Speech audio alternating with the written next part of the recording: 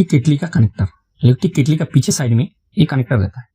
तो हमारा केटली जो है बिल्कुल ही चल नहीं रहा था, तो हम केटली खुलने के बाद इसका पीछे साइड में ये जो कनेक्टर है इसको हम निकाला हुआ, मेरे को खराब लगा है। ये देखिए एक बार दिखा देता हूँ। ये जो कनेक्टर पीछे साइड में ये देखिए बिल्कुल ही जल गया है, इसका कनेक्शन जो है वो भी खराब हो गया। तो ये कनेक्टर को क्या करना है, मार्केट से नया कनेक्टर लाना पड़ेगा। तो मार्केट को सेम इसी कनेक्टर को ले जाएंगे तो सेम इसी कनेक्टर हमको मिल जाएगा। तो इस कनेक्टर को मैं ले गया था और इसका बदले में मेरे को सेम कनेक्टर जो है ये देखिए ये दोनों कनेक्टर मिला। ये है फीमेल कनेक्टर, ये है मेल कनेक्टर, ये दोनों आपस में कनेक्शन होता है। तो हम क्या करेंगे, ये जो कनेक्टर है हम उसी केटली में कनेक्शन करके बिल्कुल कनेक्शन कर देंगे और इसका जो स्क्रू है नट बोल्ट उसमें लगा देंगे।